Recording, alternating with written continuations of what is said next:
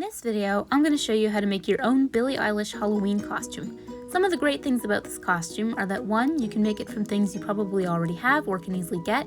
2, it's great to wear if you're going to be outside a lot since you'll be wearing a jacket. And 3, you also don't have to worry about COVID restrictions because a mask is one of the accessories.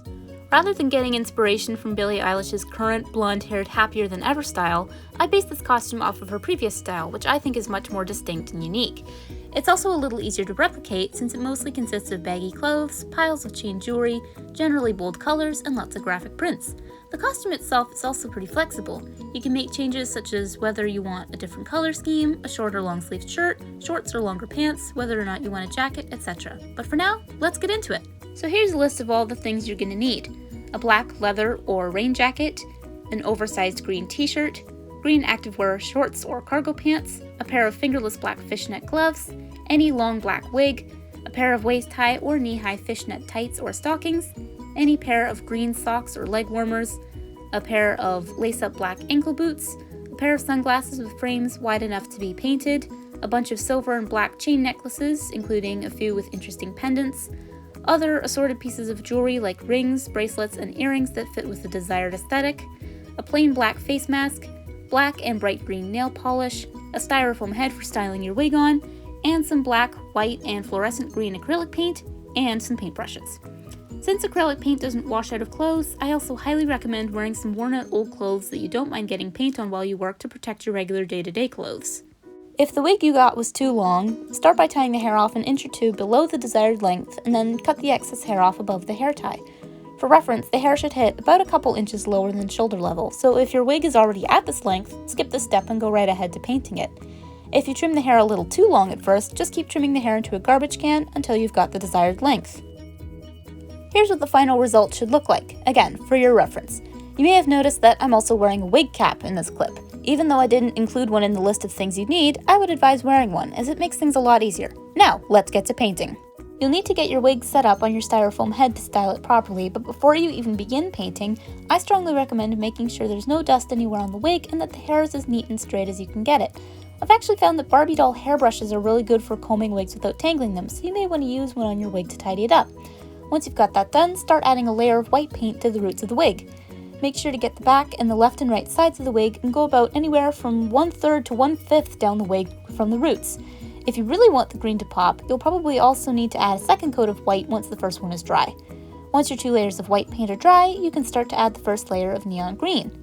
Make sure to cover up as much of the white as you possibly can, and also add a second coat of green paint if you really want it to stand out.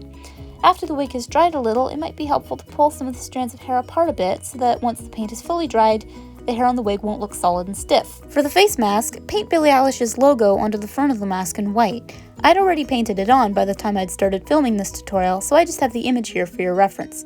Like with the wig, you'll probably still need an extra coat or two of white before adding on the neon green, mainly since you're painting a light color on a dark background. Also be sure to add 2 coats of green to make the color stronger. Once you're done painting the face mask, it should look something like this. Before you start painting the rims of the sunglasses, be sure to cover both sides of the lenses with masking tape. This will prevent any paint from getting on them. Also keep in mind that acrylic paint might take a bit of persuading to properly bond with plastic, so be sure to use 2 or 3, even 4 layers of white paint before using any other colors. Again, I'd already added at least 1 coat of white before I'd started filming, so this is just me putting on more layers of white in these clips. Once your layers of white paint are all on and dry, go ahead and add your 2 or 3 layers of neon green paint, but wait until the sunglasses are completely dry before you remove any of the masking tape from the lenses. The finished sunglasses will look something like this. Okay, so here's everything we have so far: the wig, the face mask, and the sunglasses. That's it for all the accessories that we have to paint, so next we're going to move on to painting the shirt and shorts.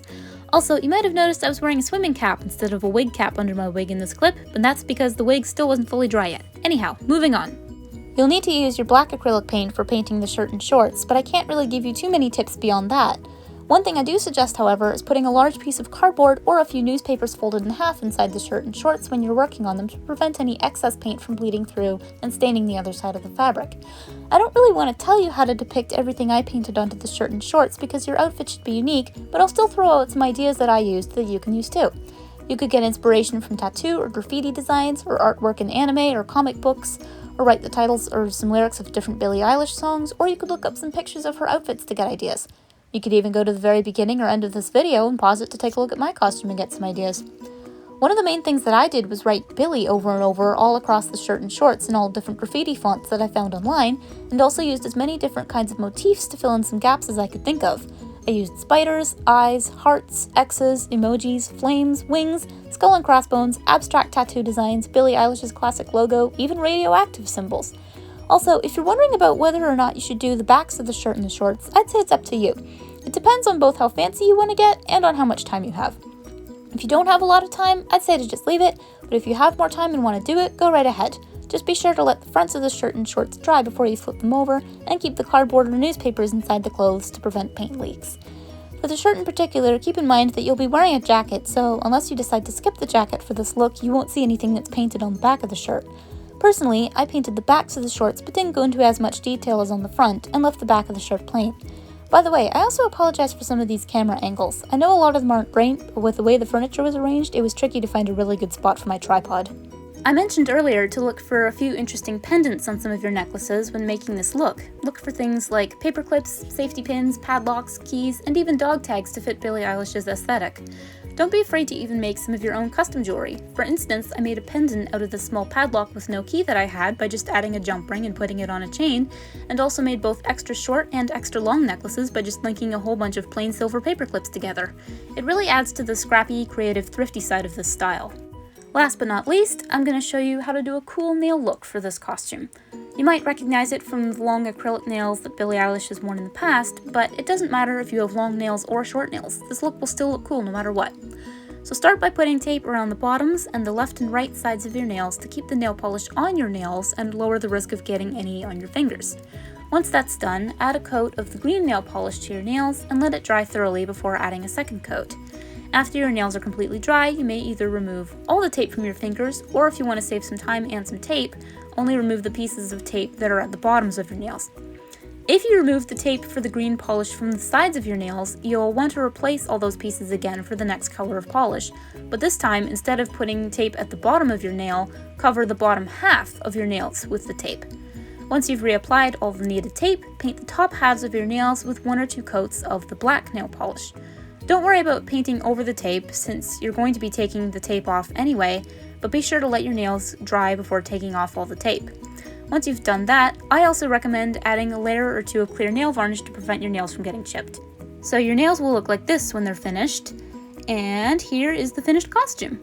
I suggest keeping any makeup you wear light to mimic Billie Eilish's natural look, maybe just some mascara and lip gloss.